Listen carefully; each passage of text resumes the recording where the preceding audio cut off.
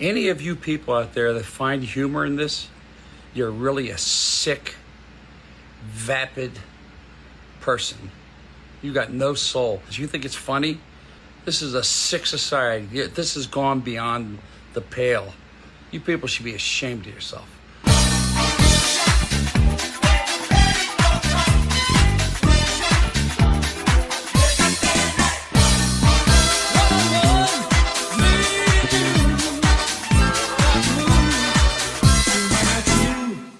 All right, welcome to another episode of Frank Stallone. Who is this guy? The podcast where me and my co-host Doug, we explore the world of Frank Stallone, and we're trying to figure out, Doug, once and for all, who is Frank Stallone? Who is this guy? Hopefully today we find out. I've been doing this now a couple of months now with you, and we still haven't found out yet. Hopefully today might be the day we find out.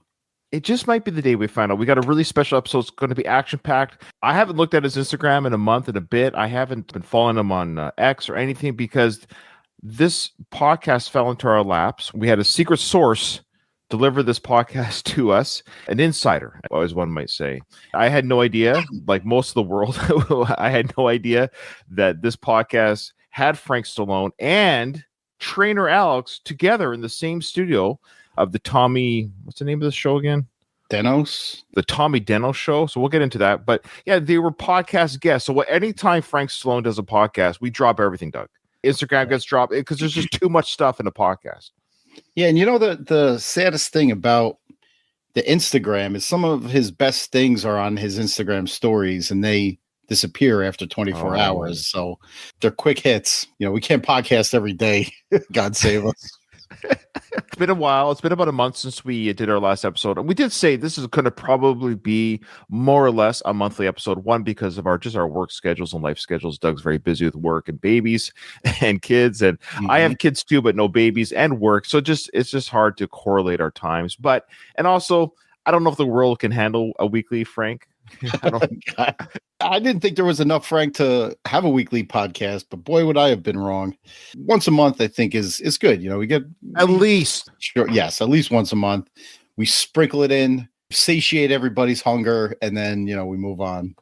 Yeah, in fact, this episode is going to be so action-packed and full of information, and we try to discover who Frank Stallone is, that we don't even have the Coffee King. There's no Coffee King endorsement on this episode. I'm sorry. I know people really enjoyed that segment last episode, but there is no Coffee King. I don't have time for him. That's a shame because we did, a good 30, 40 minutes on him last time. Let us know, folks, how you're enjoying your Coffee King coffee. Coffee Boss, whatever. Was he the Coffee King or Boss? I don't remember. Whatever moniker he gave. How memorable he was.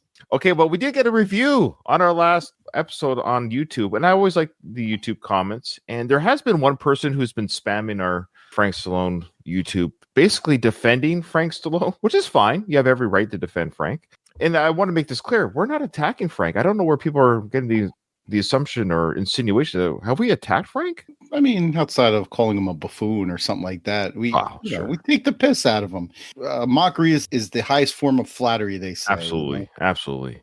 I mean, when you're an A-list celebrity like Frank Stallone, you have to be used to the barbs. I mean, look at Beyonce and Taylor Swift. I mean, those poor, you just go check out any of their Facebook posts or Twitter feeds and the hate those gals get. So when you're an A-list celebrity like Frank and Taylor Swift, you're going to get some hate from the people. I haven't seen any comments. I haven't read any of these. If I were to guess, people that would criticize us for doing this podcast would say, we've done nothing with our lives. Look at how much Frank has done. We're just two guys sitting in our mom's basement podcasting about somebody far more successful than we are. Absolutely true. You hit the nail on the head. That's absolutely true. We have done nothing with our lives. You're absolutely true. But we did get a great comment. From Tom. He said, this podcast deserves significantly more appreciation and respect. Legendary broadcasting chaps. Wow. Yeah. 4 upvotes. So people actually agreed with Tom. No kidding. Not a hint of sarcasm in there? I hope not.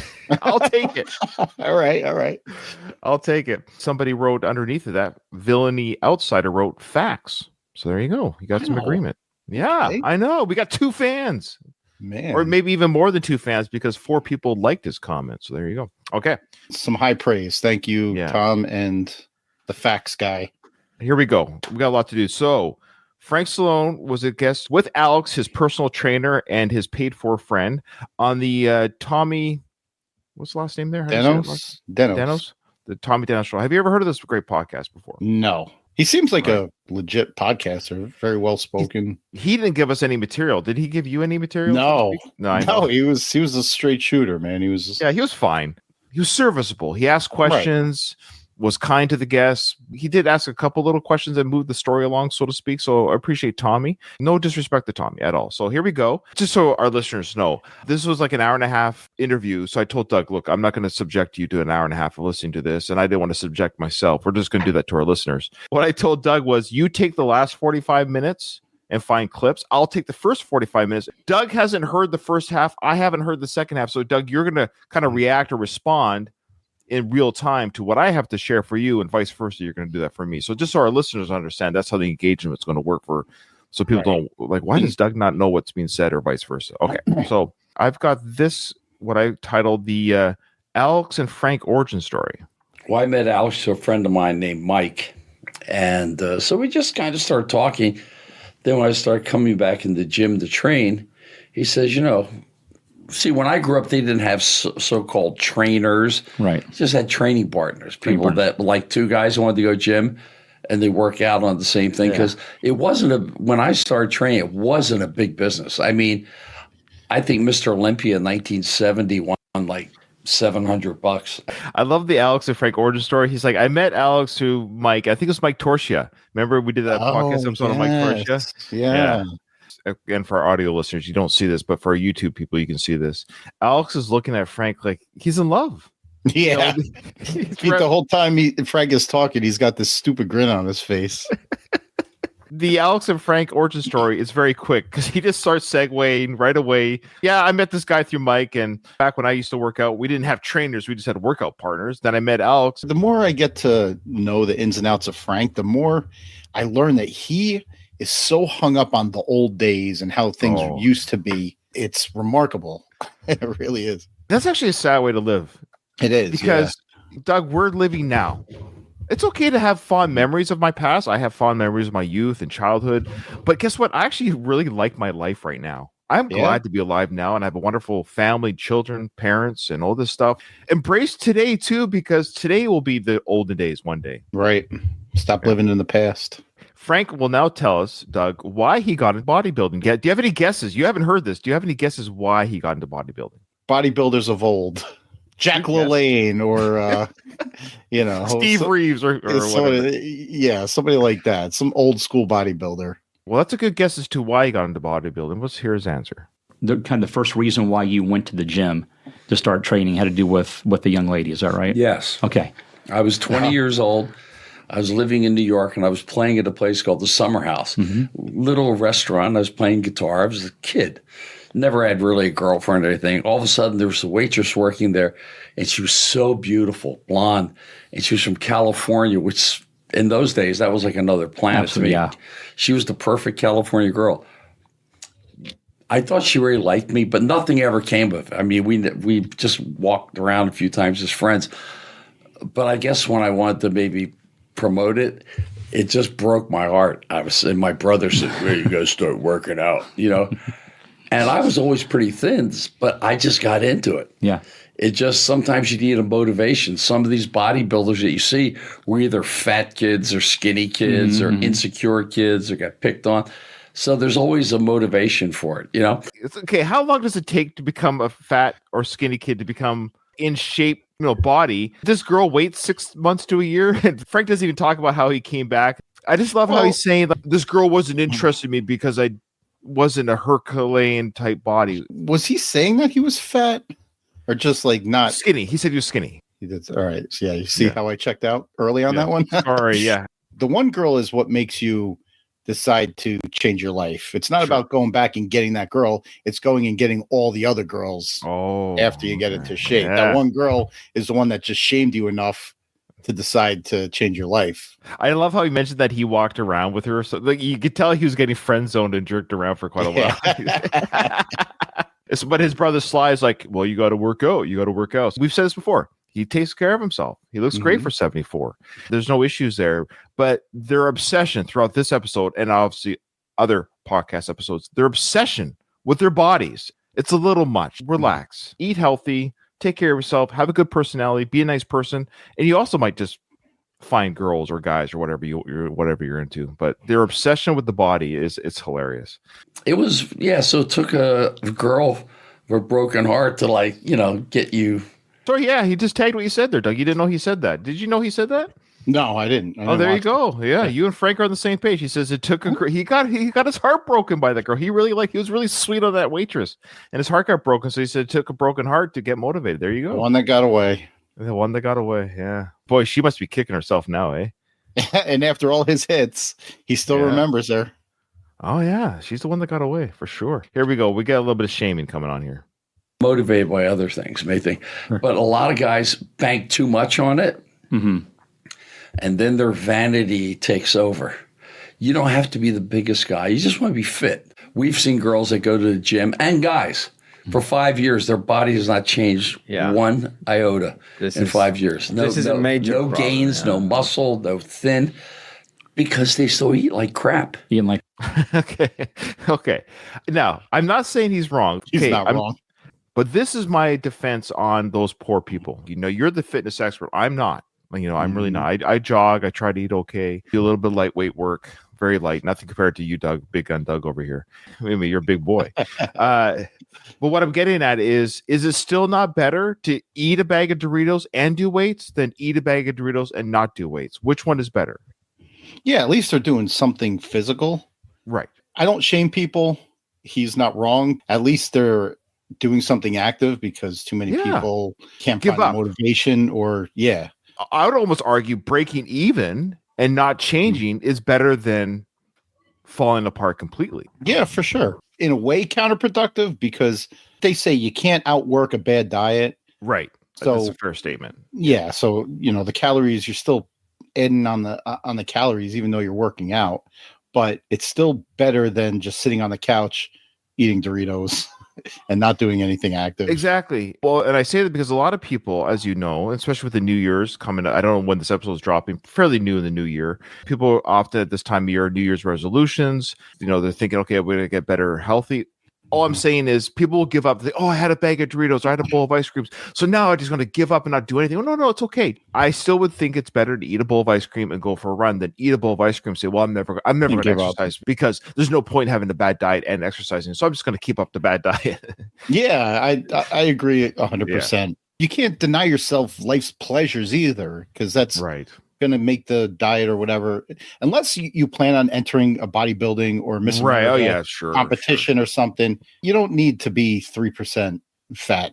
All right, so Frank now talks about some of his health issues. We get some insight on that.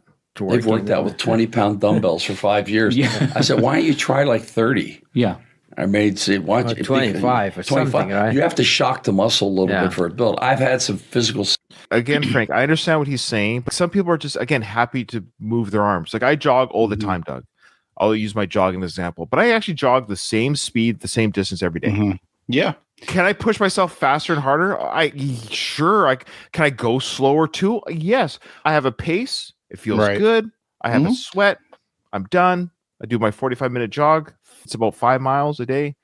And it's good. What works for you. Yeah. People, they'll join a gym and not really study up on how do you build muscle? You know what I mean? Taking the muscle to its max and then past failure and all that other stuff is all like muscle building theories and everything.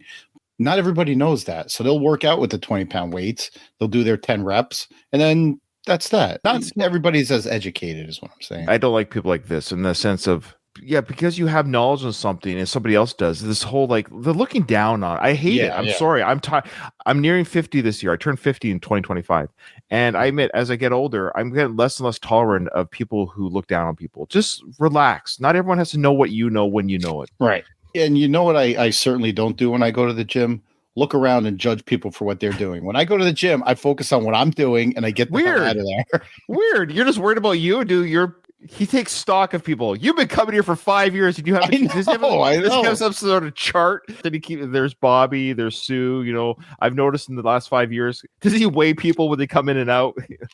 Look, Frank, we all can agree that you're not the top of on the celebrity food chain. How dare you. However, you are probably bigger than you should be looking around the gym judging other people. Focus or at on least- yourself. And don't advertise it on this nationally networked podcast here. Yeah, here's some health issues. Setbacks the last few years. Mhm. I had a form of fibrosis. I don't have it now, but I'm just coughing because I probably caught something. And then I had some back surgery problems, and I was off. And he's still like, okay, Yeah. we're gonna come back. I'm like, okay, take it easy. He's like, Yeah. no, I'm ready. It's okay, I had let's a go. fusion. So just to translate for Alex there, he was just saying, and if Frank's still going to the gym, that's what. We do need an Alex translator. What You know. nationality is Alex, do you think? It's kind of Middle Eastern? I think we brought it up in a previous Frank Stallone episode. I can't remember now. His family did come to the U.S. legally, I believe. Don't kick him out, Doug. He's legally here. Okay. Jeez. Trump's watching this episode. Don't kick him out. Frank does cough throughout this episode. I don't know if he coughed on your half. There's a lot He of. did.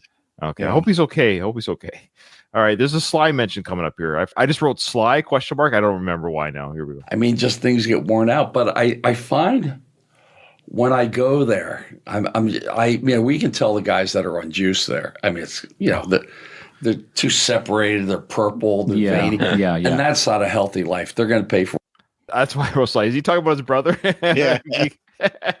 They're gonna pay for it later. The chest separation. What's he talking about? Is that what steroids do, Doug? The chest separation. What does he mean by that? Well, the separation, the purple. Guys that are on steroids and have very low body fat, like you can see the separation of the muscle fibers themselves. Oh, I see. I mean, it's impressive from a aesthetic standpoint, but Sure.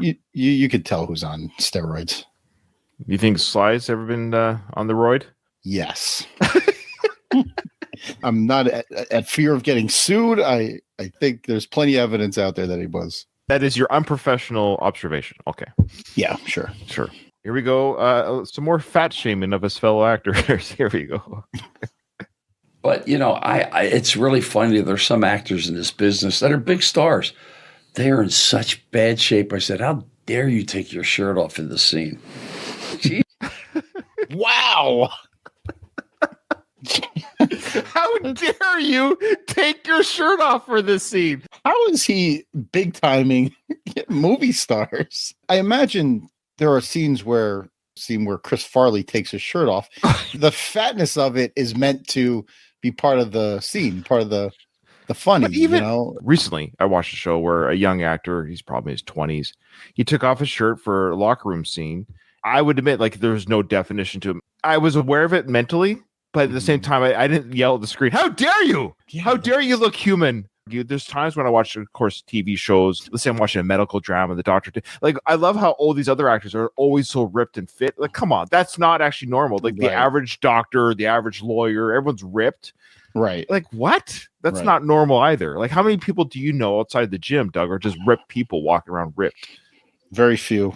Yeah. But I love how he just said, "How dare you?" I thought that was very brave of him. That is fun. Frank explained how he feels about being nude on film. It's funny. I've done 81 movies, and I've never done a nude scene in my life. I've never done a naked love scene or any stuff like And you that. still won't. You still won't. No, I just kill people. That's my kind of thing. I don't know many background actors that have nude scenes or love scenes. I was just gonna say, I know it's like, hey Frank, you're fifth on the roll call, for this film. We need Yeah. you to make love to the main actress just for no apparent reason. You know Okay, who gets look, those scenes, Frank? The people whose names are on the poster. exactly like your brother. Yes. There wouldn't be a film in any universe that Frank was in where the call sheet would call for him to make love to his co-star in the film. That film would not be written for him. What is it going to be, in a romantic comedy or a neurotic thriller starring Frank Stallone? Like, there's just no universe this would happen. What is he talking about? It's not even offered to him. He makes it sound like he's turned down that proposal. Exactly. And I've only killed people. Like, he's some sort of, again, action star. He's some tough guy. Yeah. If I remember correctly, you got killed in Tombstone, Frank, the big movie you're killing. You're the one that gets killed. He really has a bloated sense of himself, doesn't he? Oh, you think? What an understatement. So I wrote here, I did these notes a couple of weeks ago. Yeah, we had a delay. We had an earlier recording for. We're sorry. We meant to get this episode out earlier, like 2 weeks ago, but Doug bailed on me. So And then you bailed on me, so Yeah, you got me back. that's right. I showed you. But you started it. Okay. Now, I wrote here, Frank died on mic. I forget why I wrote that. Let's see why I wrote that. Crazy. What? I think that was just it. Crazy. What? Crazy. What? Yeah. He has zero mic awareness in this too. He's always like covering his mouth when he talks or making these sounds into the microphone. Or he's leaning way back in his chair like this. Oh, I also want to point out, do you notice the cat lint on his shirt? Yeah. Is that what that is? It's definitely not dandruff. Did he say that's cat lint and fluff that collects throughout the day? Again, I love how the lint and the cat lint that we can see on camera there, it's always right under where the hair is above his head on his shirt. Is that weird that it seems to collect throughout the day where something would fall from that area would actually be on his shirt? Right, like a snow cloud that hovers just over his head. It's never on the shoulders or on the stomach. It's just on the neckline. Yeah. Yeah, it's out of the sleeves. Alex doesn't have any of that lint on his shirt that I see. That's weird. Okay. Just again, Frank wants to remind us that Sly didn't come out of nowhere. But he did theater. He took drama at the University of Miami, did off Broadway shows in New York. So it wasn't like, he came to this thing like one day some guy wrote the script and Exactly. said, "Hey, how you doing?" And people Okay, so what he's doing here, I kind of caught it now. What he's doing here, because the Rocky story, the Rocky script, and the Rocky movie, it seemingly looked to the public, and rightfully so, because we don't know Stallone from a hole in the ground at that time. So Frank is again undermining his brother's success because this was a movie that hit the public embraced it, and the character has endured 50 years. Okay. He's just saying, well, Sly didn't just come out of nowhere. He went to drama. In a weird way, he's sort of complimenting Sly, but at the same time undermining his success by saying that he did work for it, that he was in theater, that he did drama classes, that he didn't just come out of nowhere. Like he's saying that Sly's story isn't as sexy as yes, that's the word promoted to seem. Yeah, I like that. It's not as sexy. That's right. Frank gives us some education, or I called this Frank education. I have no clue and I have no interest because I will never use it. That's how I was with math. Yeah. Okay. I was the same way. All I need to know is add, subtract, divide, because I figure when in music I'm ever going to use algebra. Hey, that note, do a pi square on that with the isosceles triangle. No, I mean, it just to me it was just basic. I mean, if you can add, subtract, and multiply and divide, that's all you need. So that's not how education works. That's the old age argument. We've all heard it.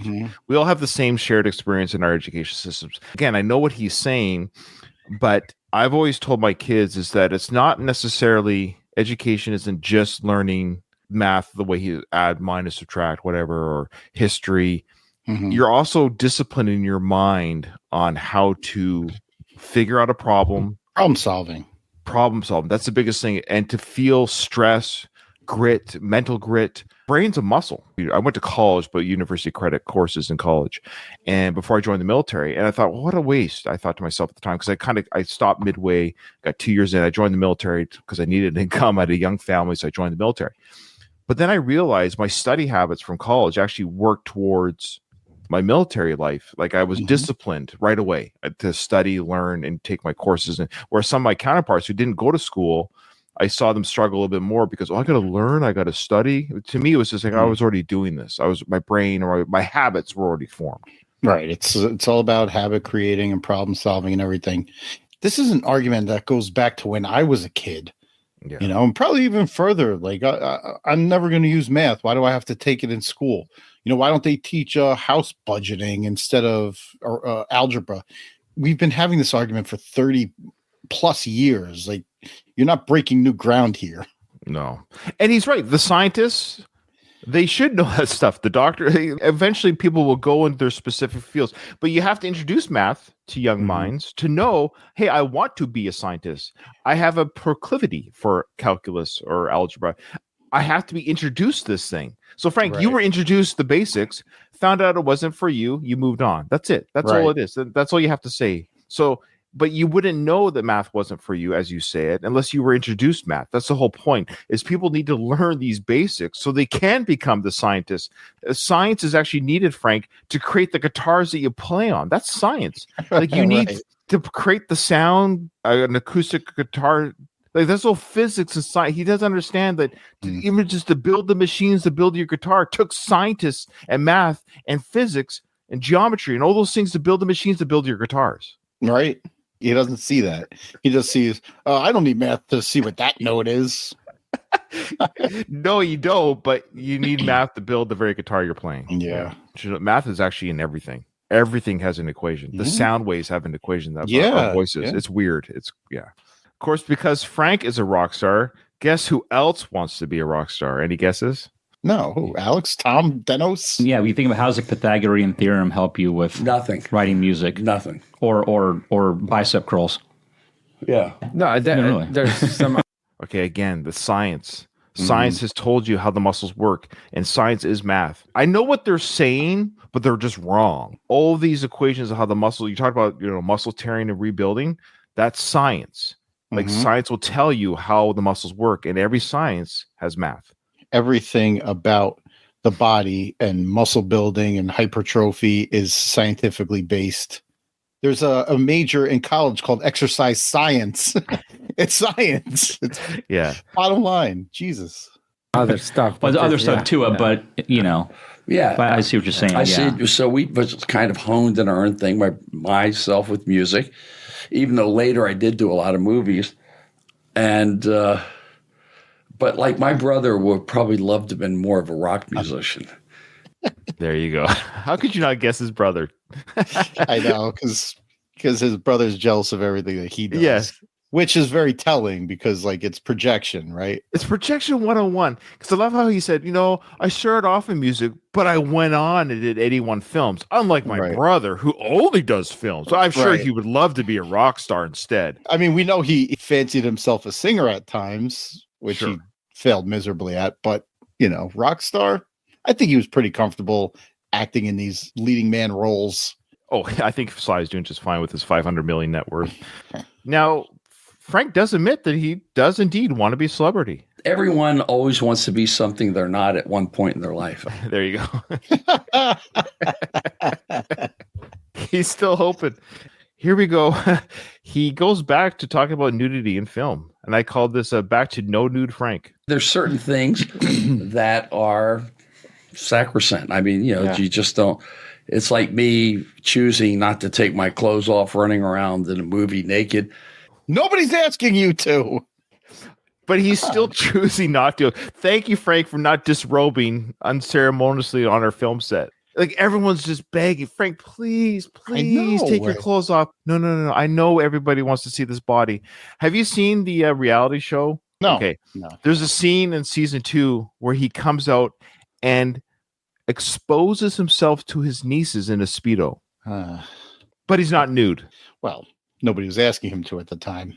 Especially not his nieces.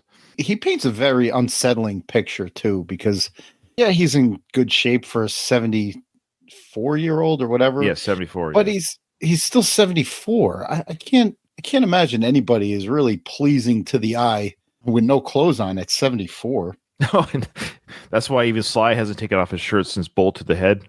That movie. That was his last shirtless movie. Yeah. Oh. There's a little bit more slut shaming. Takes away the mystery. Mm-hmm. It's like when I see these guys out with these girls, I said, are you honestly serious? I mean, you would go out with her dressed like that? Wow. But listen to his reasons why you shouldn't do that. Oh, man. The attention's not on you. You're just like the pawn. Yeah. Of course, but the focus isn't on him. He's okay with it because it's a trophy. It's his, arm candy, whatever you want to call her. Yeah. And why is she dressing like that to grab attention? Because she's not really that interested in you. Because she's hot. She's not interested in you. Can it be both? Every beautiful woman doesn't like their man? That's not possible. No. They just like the attention.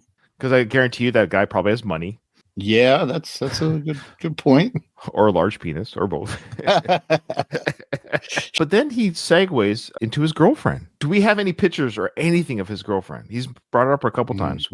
Okay, so now he's going to talk about his girlfriend. So his girlfriend is not like these other girls. She's not into showing off her wares. Well, she wants you to be happy with, with her, which obviously you are. Yeah, but just kind of how the mentality of the girls are when they're getting dressed and getting dolled up. They want, I think, your approval. It's amazing. She can get all dolled up. Seriously, 15 minutes. She's just, You know, That's an anomaly. She's a horse girl. She owns a big farm. I mean, She's a horse girl. She owns a big farm. I'm not sure what that means. I'm glad he elaborated. He said she's a horse girl. So many things went through my mind. She a horse owns girl. horses. Okay, all right. She's a horse girl. I should have paused it there.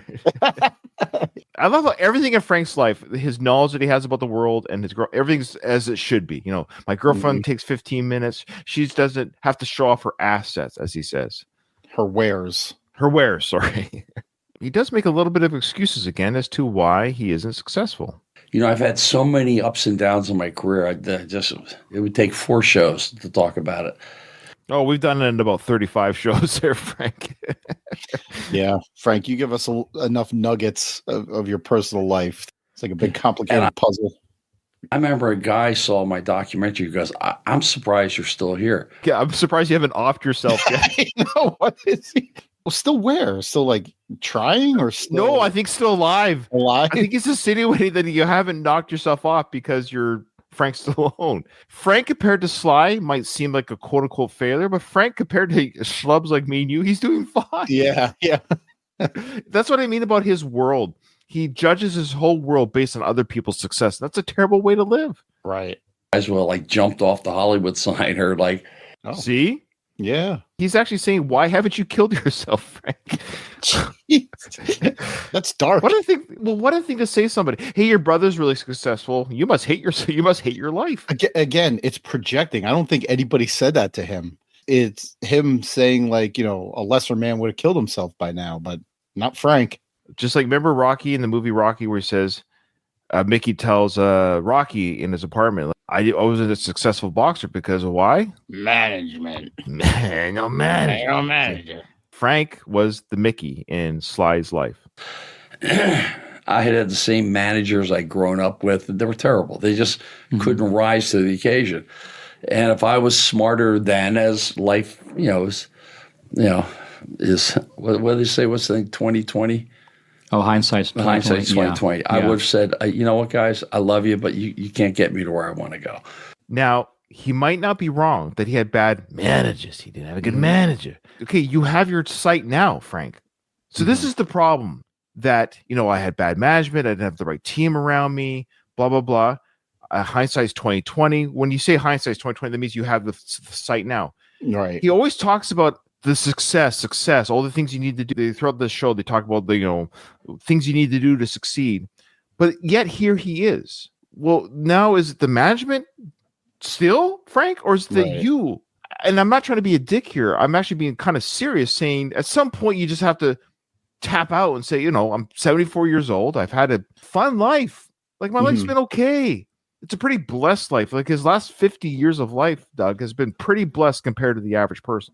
We all kind of have that hindsight, like saying if I could redo the last 20 years with the knowledge that I have right now, I would be a different person. I would be a lot more successful, blah, blah, blah. It's not like he's retired. He's still at it, right? He has that knowledge now. Why can't he make something more of himself now? Does he have the answers or doesn't he have the answers? I guess what I'm saying is he's blaming his management in that part. He's saying at that time I didn't have the right management. Okay, but now what? Right. You're not retired. He's still playing. He's still trying to make it. He's still hoping, and it's kind of sad. He's still hoping to be discovered. It's very easy to give up. It's hard to persevere, but you never know what's around the corner, do you? There you go. You never know what's around the corner, do you? Meaning success can be right around the corner. He's still talking about what's around the corner, Doug. Yeah. It's easy to give up, but you never know what's around. You could give up right before the big thing hits. He's still hoping, Doug, to get discovered. If you saw the early part of his career, he blames his manager for. Now it's all himself and him. Maybe it is right around the corner. He's holding on, man. He tried the bourbon business, which they still have robbed me. They're ignoring me. There's no way to contact Frank's Bourbon. Now Wild Whiskey or whatever they're called now. I can't believe they can do that. I still can't believe a company can take your money and not deliver a product and not answer you. That's theft. Yeah, that's theft. I don't know what the hell's going on. Didn't somebody send you a bottle? Can I drink my goddamn Frank's Bourbon? Jack from the Drunk Bond podcast was going to send me his bottle from Florida, but it can't cross into Canada border via mail. I can hand carry alcohol across the border in my car and just claim it as a duty free or whatever, but you can't ship it. Right. Okay. Oh wow, that sucks. Yeah. If I get down to the States, I told Jack to send it to you because we're gonna meet up and then you can hand deliver it to me. It might be 2025. That's okay. Okay. A couple more clips and then I'm going to turn over to you. This clip here, he talks about Arnold Schwarzenegger and his successes. He mentions that Arnold became the governor, and I want you to tell me if you didn't know what or where Arnold Schwarzenegger became the governor of. So you're an alien from another planet, and you heard Frank tell you. So I want the audience to play along at home. I want you to tell me where Arnold was governor. Got it? I'm going to try. Okay. Yep. Pressure's on. So I think what Arnold said, one of the only few things he said that made sense was, yes, you can't be afraid to fail. Yeah. Frank must be a very brave person. Hasn't stopped him yet. No, he's very brave. Braver than me. This is what I love about Frank. He never gives up. Despite all these failures, he keeps going. Governor of where? That is the question, folks. Play at home. Governor of where? I mean, you got to give the guy credit. He came here, couldn't speak the language. Yeah. Became one of the most famous bodybuilders. Then he became a huge movie star. Then he became the governor of York. What? Did he say New York? Well, he said York. Yeah. Not even New York. He just became the governor of York. He lost confidence before he even started that sentence. I think he forgot where he's like, oh, crap, what state was that again? And then he's like, I'll just say, bro. I love that. When I saw that, I was like, that is gold. Let me just go back just a bit more here. He became a huge movie star. Then he became the governor of York. Governor of York. And that's not a word. There was no beginning or end to that word. I think it's actually Yor. It wasn't York. It was actually the governor of Yor. Is it Y-O-R-E? The days of Is that Yor? a word? Is that days of Yor. Days of Yor. That means like the Middle Ages or something. Remember when he was Conan? He was governor then. Wasn't he? Okay, and my last clip, I just called this one Everyone Talking at Once. Oh, God, I hate this. And you gotta, and he had all that. Yeah. He had. I read his book. Same as your brother. Well, he changed. He changed. Steve Reeves and Louis Ferrigno. Reeves, I mean, Steve was definitely like when you look for at movies. But I mean, as far as TV in the 70s, Steve Reeves. I mean, he was. All right, I just love that. Everyone talking at once. Okay, that's more of a visual gag here, but if Alex is talking and Frank is just sitting there picking his teeth and digging in the whole time Alex is talking. I've noticed this too on your clips. Frank is just breathing into the microphone. No mic awareness. Okay, if we're talking about powder protein, I highly recommend, especially nowadays. I mean, it's not. It's a little bit expensive, but it's worth it. Digging in there. He was in there, but to hear the breathing too, he's like, "Holy crap!" He was digging in. That's my thumbnail. Yeah, that is my thumbnail. Holy cat. Boy, he was just digging for something. I don't know what's he got in there. Do you wonder what did he eat? I know. There's something that he was saving. Frank talks about his snacks. Oh, I'm looking for this. So the kind of snacks he likes to eat. Yeah, healthy snacks. But you know what I eat? I eat a lot of. I mean, I have in my car. They have packets of raw almonds. So I'm driving around and get hungry. There's raw almonds or I eat raw almonds. I love every day. I eat raw like almonds, organic prunes. So no seasoned almonds with salt. No. raw almonds. Just raw. I think I told you that. Yeah. Raw almonds are cashews, almonds. raw sunflower seeds. And whole nuts and macadamia nuts, Brazilian nuts. They're a little bit more expensive, but they're really good. They're more expensive. But raw, everything raw. This is another everyone talking at once clip too. And he's just naming every type of nut under the sun. But keep playing because there's this planters nuts thing that he goes on. Too, I love how dare not salted. Don't you throw salt in there? Everything's gonna be natural. The nut fell right from the bush. You know, like literally they picked it out of the ground. They put it in my bag. You know, like their obsession. This is what I mean. Like I'm all for eating healthy, but I can't live my life. I can't be so concerned. Is there salt in the nut? What? At the end of the day, it's actually not what you eat; it's how much of anything, anyways. Too. It's just relax. Just relax, guys. Barbecue flavoring on it. Relax. Yeah, exactly. Don't get mixes. Just Like you buy Planters peanuts. Who the hell knows what's in those? Oh, like a million grams We of sodium. grew up with them. Like, we're just eating them. Yeah. Yeah. Remember the little blue can your parents were, Yeah. hi. They're not bad. They're not bad. Yeah. Yeah. But I mean, I think. And then at the end of that, Alex goes, well, they're not that bad. And why are your parents giving you Planters peanuts and saying hi? You see Frank's like, they give you a can of Planter peanuts. Hi. Thanks, Mom and Dad, for the peanuts. Weird obsession. Okay. Yeah. Talk about Frank's stream of consciousness, how he hears something and he veers off. Oh, now I also want to mention the water bottles. You notice the water bottles on the table, though. Mm-hmm. They're always pointed out with the Melrose podcast. That's like a network, the Melrose podcast network. Branding. Yeah, branding. They got their own water. Man, we got to get that for the last of the Action Heroes podcast network. Our own water bottles. I don't think the budget has it. In fact, I spent my budget on the bourbon. The budget was blown on the bourbon purchase. From Chicago, and his mom used to get the dates and put some egg white, and then that's where he Dates are actually good for you. Mm-hmm. That's where he got the idea of. It was just him talking about this. This bar that his friend made or whatever, and he hears the word dates. Dates are really good for you.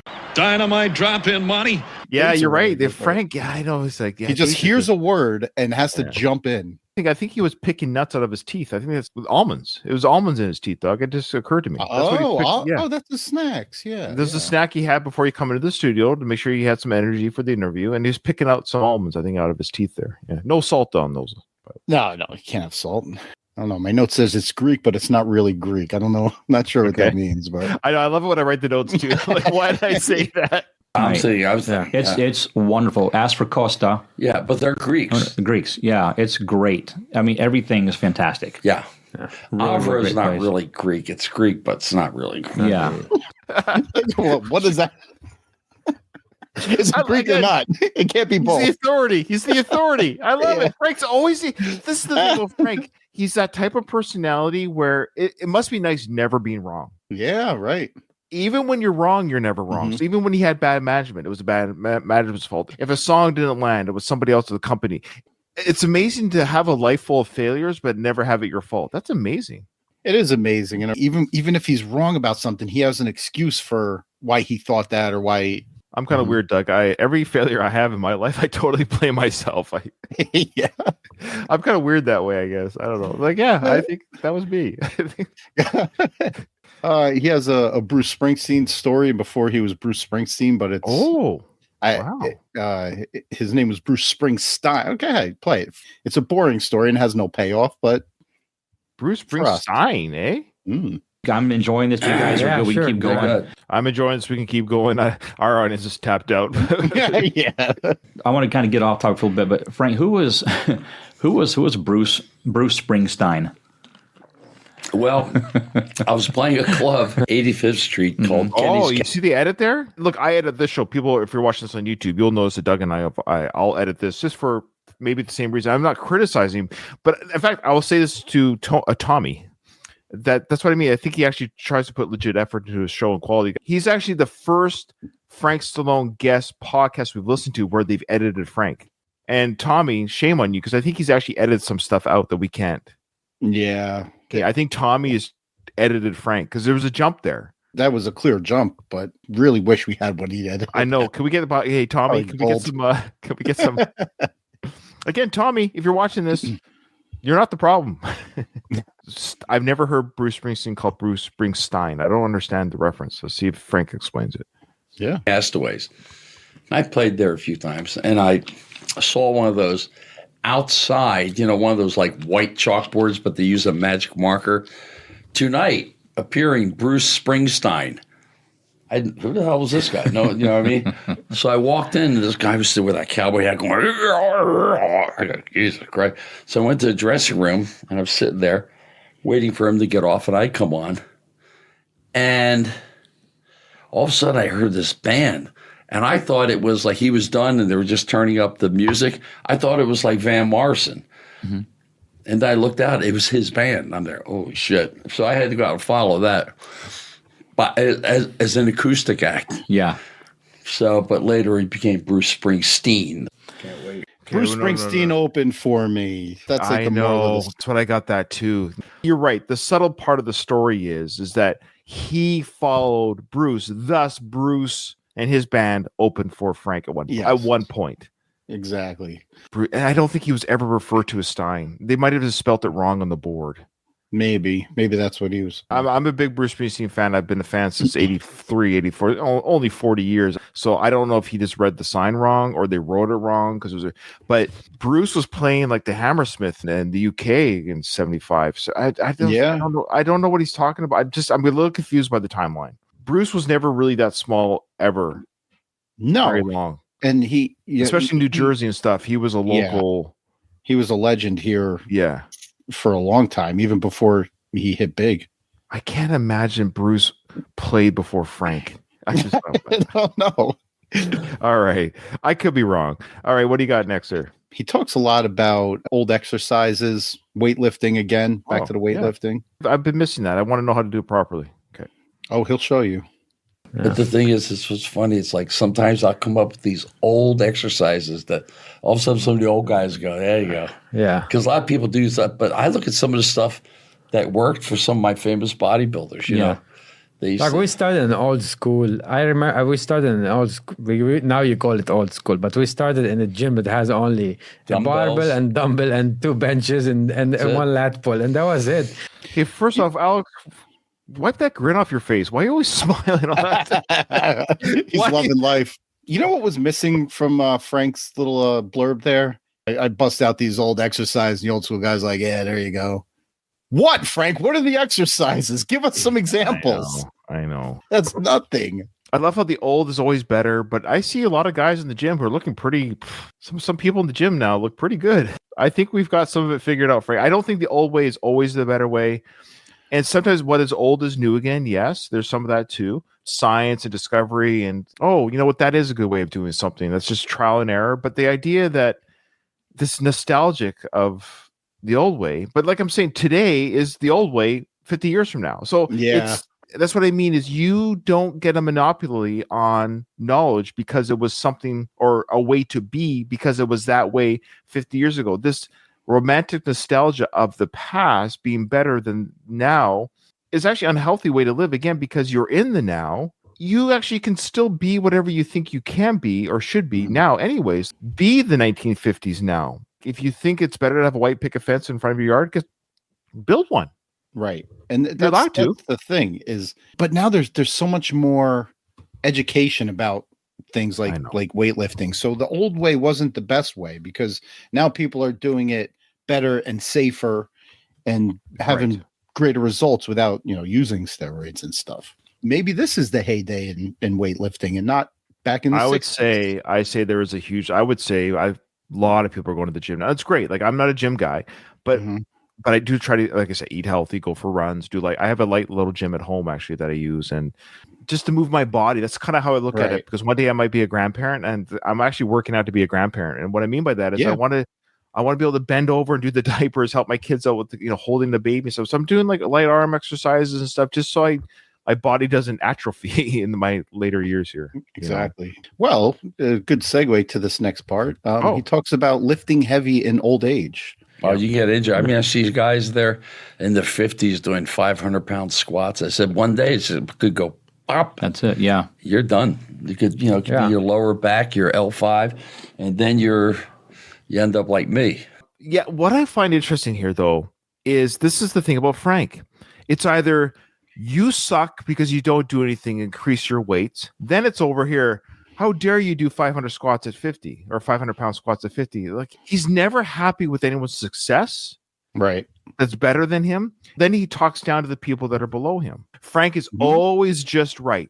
And if your body can handle it, lifting heavier when you're older is good for your bones. You know your own body's limits. If your body's not going to pop after lifting 500 pounds in your 50s, then by all means, keep doing it. Well, I've seen some gross gym fails, and I hate. Oh, so have I. I hate those. I don't. I'm always like I read the comments sometimes before I watch the video. Like, does anyone have? You're the gym guy. Mm-hmm. Why do some people's when they're doing those squats? Why do their knees buckle or break? Are they trying something new for the first time? Is that why? Because I thought you would be able to build up to that. Like, why? Well, why does it break all of a sudden? When you do like the leg press machine or squats, you're not supposed to lock your knees all the way out. Okay, I can't. Okay, I'm done. You know, but do you know what I'm saying? I know I can't. I got you. You're supposed to keep a slight bend in your knee, so it doesn't want to go the locked their opposite bone. way. I see. So they've locked their bones. Your bone's like, hey, what are you doing? So it's like I've got to release the pressure somewhere, so that it goes right. Ugh. You know, perpetual motion. If you're going one way and you lock out, the motion wants to take it the other way. Right? I can't handle that. Have you seen any personal gym injuries at the gym? Nothing like that. No. Good. Okay. Good. No. All right. Country strong. Oh, being country strong. Good. Yeah. Their own body. We see these running backs like in football. They're just gifted. They started out when they were 7 years old. You look at some of these guys, they're just, they're so fast, and they're just, some people are what they used to call in the old days country strong. Some people just genetically are very strong. Yeah. And their tendons, and they're built for it. Big legs, So he's talking about running back. Now this is Frank's stream of consciousness again, okay? So he's talking about running backs, and that leads him into the term country strong. So what does country strong mean to Frank? Black. He's black. Oh, he always has black on his mind. He always does. Yeah. Another example of this is that we I think a lot of life. These quarterbacks are big. Who's that quarterback for Dallas? Prescott?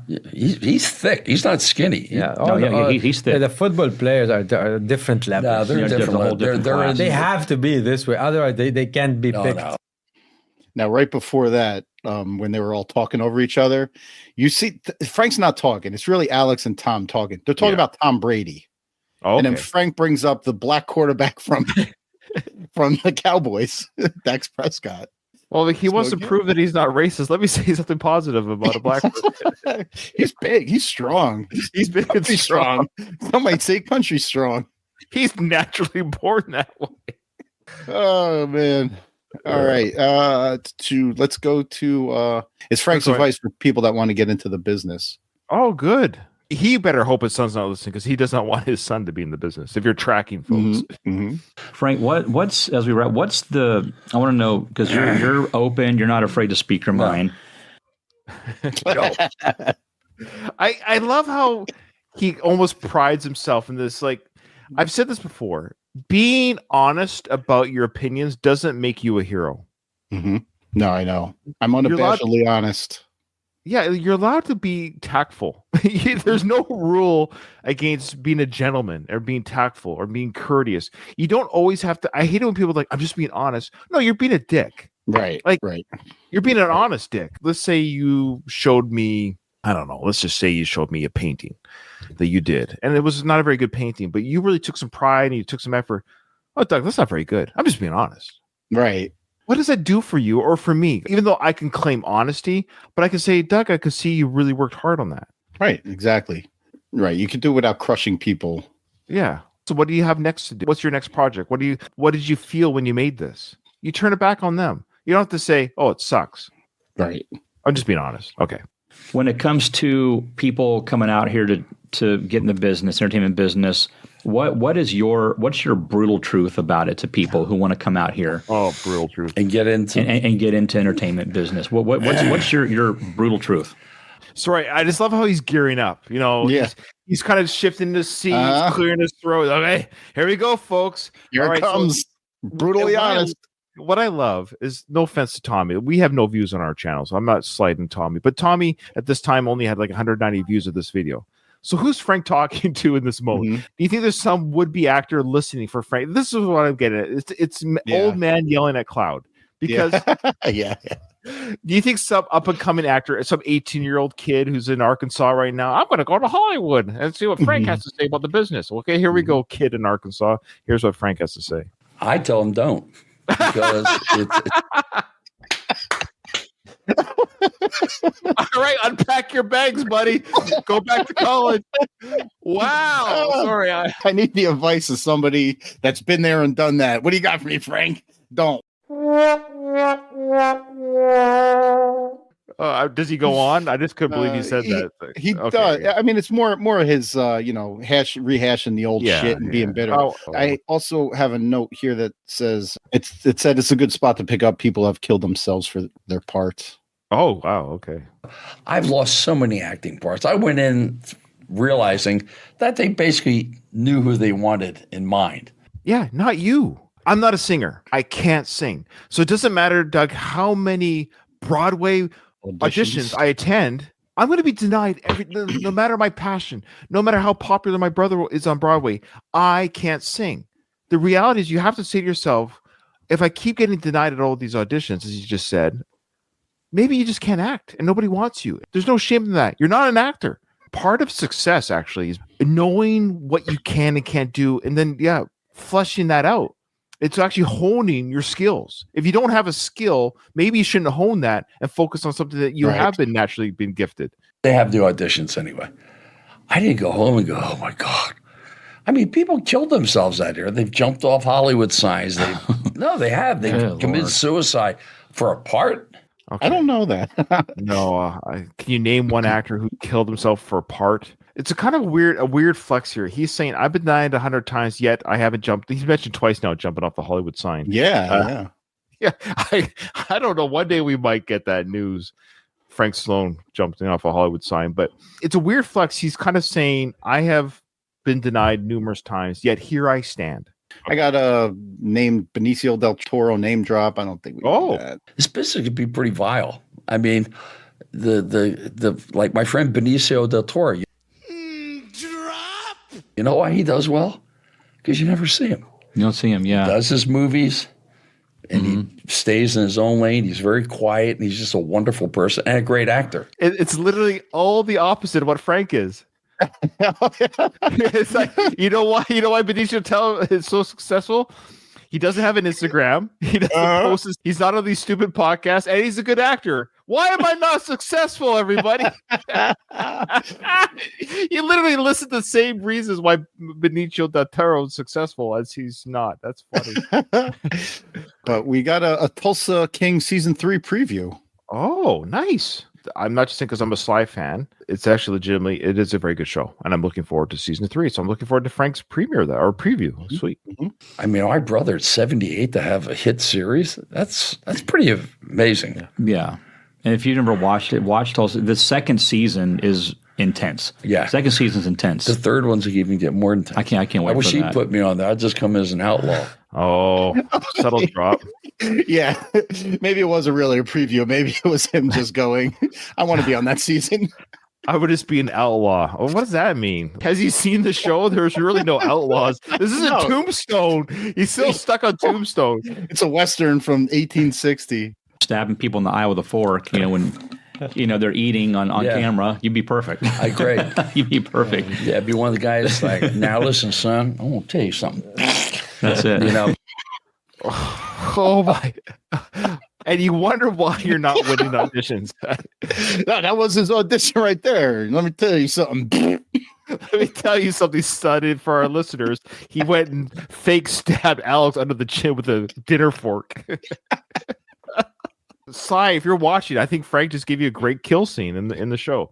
Again, really. He's talking like none of the characters talk on the show. Have you seen the show, Frank? There might be a reason why your brother's not calling you. You're completely He doesn't even watch it. I'd recommend watching the show first. Yeah, I mean, I always love playing bad guys from Tombstone, Ed Bailey, and Barfly. Okay, stop rubbing your mouth. Why is his mouth perpetually so many rubbing? mouth noises? If I had enough time and energy, I would have done a super cut of mouth noises. Yeah, and the coughing throughout this episode. But again, he's talking about, I'm good at playing the tougher bad guy from the two films that are decent. The Tombstone's an amazing film that he happens to be in, and Barfly was a film that he starred in that happens to be decent. So let me ask you a question: if Frank wasn't in Tombstone, would it have still been a great movie? Oh, it probably would have been better. Imagine that. They could have gotten anyone to play that role. Again, he played a 3 minute, maybe 3 minutes of screen time. Maybe. That's being generous. Being killed by Doc Holliday over a poker game at the beginning of the film. Mm-hmm. That was it. And anyone could have played that role. The fact that Frank got it just shows you where he's at within the echelons of acting. Meaning they were like, "Oh, sure, Frank, you want to be in this? Put a mustache on, a hat on you. No one will even recognize you." And that's probably for the better, because we don't want people to be distracted that we're killing Frank Stallone on screen. Because you'll have people in the audience going, "Hey, that's Sly's brother." Like that takes away from the movie, ironically. Right. Yeah. Because you have a greater width. When you're playing a bad guy, you can kind of go like Lee Marvin. You can go off the rafters. Right. When you're playing a good guy, in a lot of ways, you have to stay in a parameter, or unless you're a good bad guy. What the hell are you talking about? It doesn't make sense. I don't know if he's. The Joker is a great example. The reason why the Joker is so much fun to play is because it's the Joker. I get it. He's an but it's insane like person. But yeah, and Batman has to be Batman. I understand. But all good writing, Batman's still interesting. Right. Superman is just as interesting to me as Lex Luthor, if written correctly. It's got nothing to do with. It's fun to play a bad guy. Yes, that's what I would say. It's probably just fun to be something you're not. So obviously, for example, Anthony Hopkins playing Hannibal Lecter. Obviously, Anthony Hopkins is not a serial killer that eats people's flesh, but I bet you it was a blast to pretend to be one. Sure. And that's what he's probably trying to say, is that you get to really be something you're not. But if you play a cop or a lawyer, if I played a lawyer on TV, even though I'm not a lawyer, I could identify with, upholding the law as a cop or as a DA. Yeah, I'm morally like to think I'm a good person. So I don't have to really pretend to be good, where I like to think I'm good. But if they say, "Hey, Ryan, would you like to be the serial killer on this season of TV?" I'd be like, you know what? That'd be kind of fun. So he's saying that he's a great actor because he can play those bad guys and really step outside of the person that he truly is. Well, maybe I just hit the nail on the head. I don't know. He's been method acting his whole life. Like Clint Eastwood in Dirty Harry. You're a good guy, but you're a bad guy. Or James Cagney, you're a good guy and a bad guy, but but to be they're called amoral characters. They've anti-heroes. Yeah, that's nothing new. But Walter White, yeah, sure, yeah. You're rooting for the quote unquote a bad guy, even though they're not somebody you'd want to be in real life. Sure, the really good guy, like a Ryan Gosling, good actor, but he plays mostly pretty good guys. Right. What? I love how he just like arbitrary. Ryan, he's a good actor. Pretty good actor. Pretty good. Just an A-list actor who like every movie he's in is usually elevated with his presence. Like, sure, he could do a lot more. But when you're the bad guy, like Rutger Hauer and stuff like that, you quintessential bad guy. You know what I mean? You can do a lot like Clinton, like Lee Marvin, people like that. They can always be like. There are certain actors, they seem to play the heavies or the bad guys because, again, that's their niche, or niche, whatever the word is. Or they have a look or whatever the case is. There's just a lot more color to it, What he's saying here is the two big movies he's been in, Barfly and Tombstone, he wasn't a good person necessarily. So he's trying to showcase, look, I'm in the same echelon as Clint Eastwood and Lee Marvin. All these, like, that's me. We're all in the same class of actors, Just a couple of bad guys acting together, Frank makes a hint about whether or not he may or be on TikTok. Oh, fantastic. Remember he started his YouTube channel?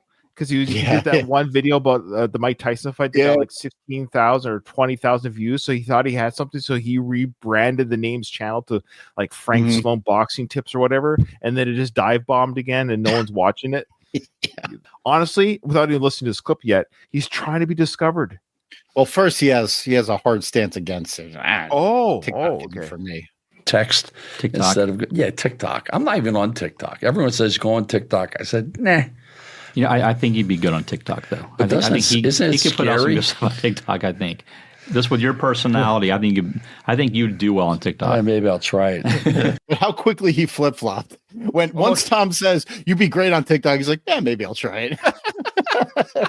What would he do? His Instagram reels. That's right. What it would be is he would just put nothing wrong with this, but whatever he does on Instagram, he'll just put on TikTok. Is all it is. Yeah, basically. You want to be discovered, Frank? This is what you need to do. Stop trying to be something you're not. Lean into the fact that you're Frank Stallone. If you leaned into it, and became the parody of himself on TikTok and on his Instagram, then we could laugh with him. Right. And this show would go in the gutter more than it already is. We would have nothing to talk about. I know. If he actually started having some fun with it, right, he would take all of our material away. He could actually do like parody videos of himself going to the demos and be like, "Oh, you're that Stallone," stuff like that. Yeah. He almost had it with the title of his documentary. But that was it. The title was the only thing. The rest of the documentary was self-serving and important. And look at me, and I'm I should be bigger than I am. But he didn't lean into it in the documentary. No, I know. Alex wants to do a project in Dubai.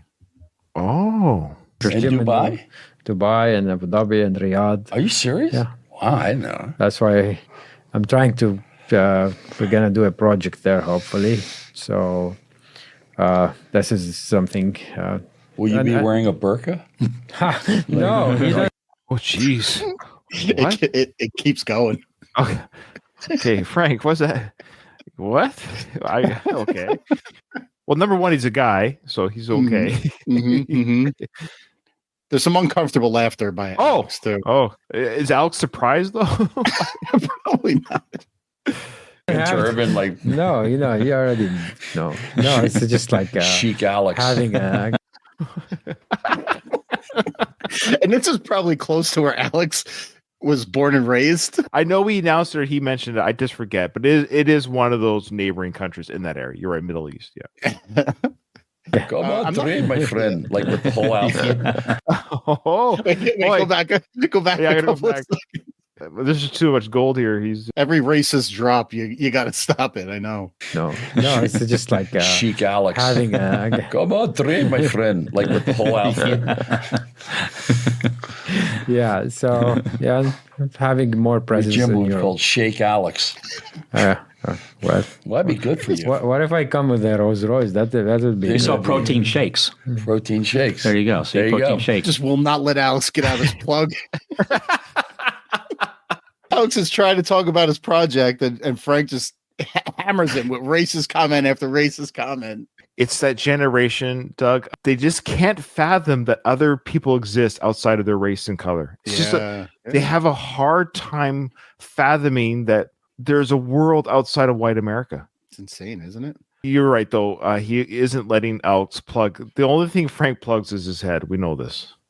What's your next thing you got there? What's next for you, Frank? What's the next big one you're chasing right now? Getting really back to health. Getting my health back. I mean, I've had a few setbacks, and I think the most important thing is just gratitude and happiness. I mean, I love how his next big gig is just staying alive. Ironically, he's staying alive. It's staying alive. It's all come full circle. His next big thing is gratitude and being happy for what you have. It's next because he doesn't have that yet. That's true too. But it's almost kind of sad. It's like, I'm at 74. I'm still waiting to get discovered, maybe on TikTok. Tommy, what he's asking is, what's next? Concert tour, TV show. And Frank's like defeated. It's like, well, at this point, just not die. Get back to health. Not jump off the Hollywood sign. Oh, Jesus. A quote in this clip is, "I'm not materialistic." I don't know where that fits in though, so you can keep it. Is it coming up still, or? Yeah. Okay. Even before I hear it, I'm guessing he's comparing himself to Sly, who has mansions, cars, money. But when you don't have those things, isn't it great at the same time? I'm poor and I happen to not like things, so I'm good. Right. Oh yeah. I don't like Rolls Royces, Doug. So it's a good thing I can't afford them. Because I also don't like them. Someone asked once, if you were the richest man in the world or the happiest man, I said I'd take the happiest man in the world because he is the richest man in the world. Because people would be dumbfounded. Go, So he's poor both ways. Yeah, he's not rich nor happy. He's poor guy. He's neither. Oh, that's sad. I know some of our listeners don't have spouses or children, but you have a wife and kids. I have a wife and kids. There's some truth to that, and that my joy from life is my family, my children. If we had Christmas, guess what my wife and I bought for each other? I'm just saying, not bragging, nothing. We actually don't buy gifts for each other. It's all for the kids, and seeing them open the gifts and be excited about the tree and Santa, all those things. That's joy. You can't buy that shite. You can't buy that. So in that sense, I am rich with the joy of my family. He's right about that statement. The joy comes from those things. It's the spirit of things. He's always happy, and you can't buy that. Right. So a lot of the richest people in the world are the most miserable, unhappy people in the world. Oh boy. That's actually not true either.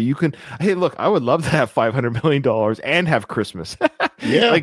And my kids. Like, you're doubly rich. There are rich family men and women who appreciate their children's happiness. So you can actually have both. But the idea that rich people aren't happy is not true either. Wealth and happiness are mutually exclusive from one another. Like, one does not have something to do with the other. You can be rich and unhappy. You can be happy and poor. Yes. You can be both. Yes. It's not mutually exclusive, Frank. So he's saying that wealth equals unhappiness. He's kind of throwing his brother on the bus again. Yeah, it's another. His brother has beautiful daughters, beautiful wife. I think Sly's pretty happy. I think he's doing okay. Would take happiness, peace of mind, and health over all the tea in China. Okay. Mission succeeded, I guess. Well, you got your health, Frank. You got your health. He does have his health. For 75 or 74-year-old man going on to 75, he's doing okay. So he's got that. What's your biggest life lesson to Frank? Oh, wow. Really? That was asked? That's a great question, Tommy. With a contradiction built in there. Oh, okay.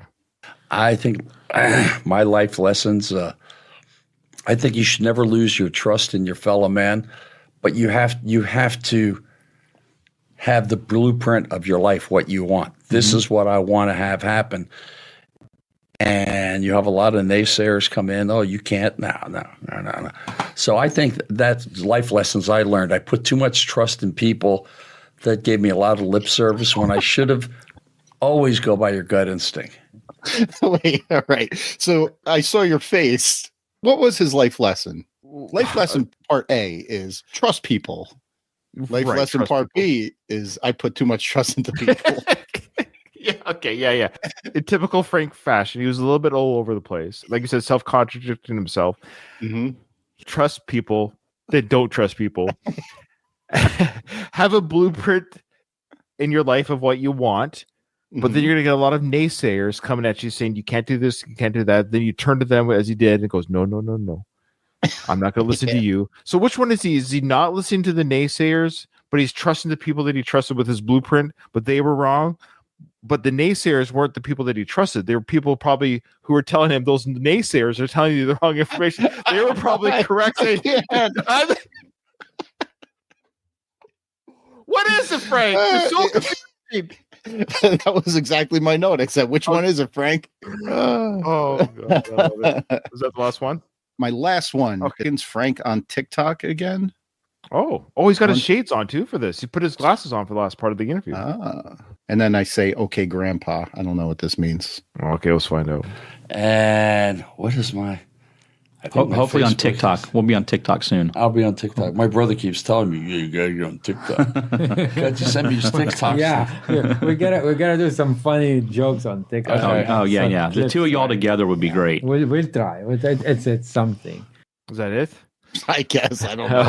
I love how Alex is like, we'll try. We'll do some funny stuff. Alex kind of gets it. I think if he watched our show, he might agree with us that Frank has to let himself be like the whole chic Alex stuff.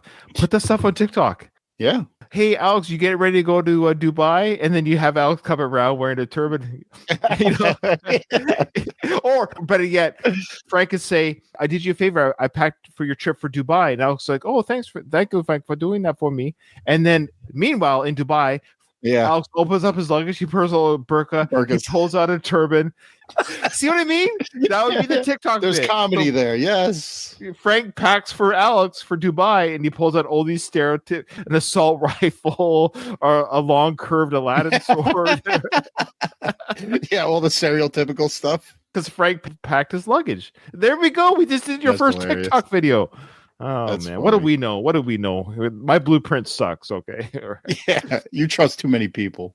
Thanks, everyone. Thanks for joining us for this. We hope everyone has a great 2025. We hope Frank is with us for the year. Hopefully, it's also not a month to the next one because like I said, I haven't looked at his Instagram, so who knows what's been piling up there, Doug. So we're gonna have to do that maybe the next episode. So yeah, we got to get on it. Yeah. All right, Doug. As always, a pleasure. You're killing it. I appreciate you coming on and doing this with me, and we'll see everybody on the next episode. That concludes another episode of Frank Stallone. Who is this guy?